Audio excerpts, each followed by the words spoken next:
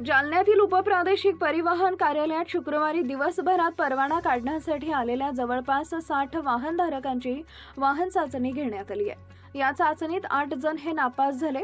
2 व्हीलरची चाचणी 8 या आकड्यामध्ये तर 4 व्हीलर देखील 8च्या आकड्यात आणि बॉक्समध्ये गाडी पार्क करून चाचणी घेतली जाते, अशी माहिती जालना मोटार वाहन निरीक्षक कदम यांनी दिली आहे। सर, या ठिकाणी तुम्ही वाहन चालकांची वाहन चाचणी घेत आहात, नेमकं कशा पद्धतीने चाचणी सुरू आहे? आम्ही मोटर वाहन निरीक्षक आणि सहाय्यक मोटर वाहन निरीक्षक आम्ही या ठिकाणी वाहन चाचणी घेत आहे।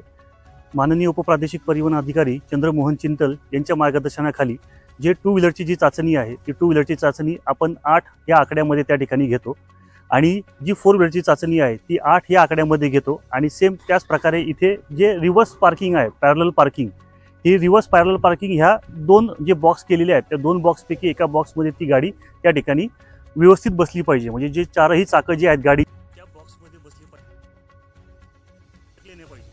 जर ती चिटकली असतील तर त्याच ठिकाणी केला जातो। आणि LMVTR ची जी चाचणी आहे म्हणजे ट्रान्सपोर्टची आणि सी हा ट्रॅक, 2 ट्रॅक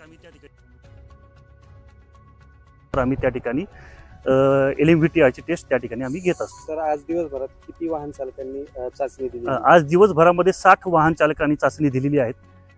त्या 60 वाहन चालकांमध्ये 8 कॅन्डिडेट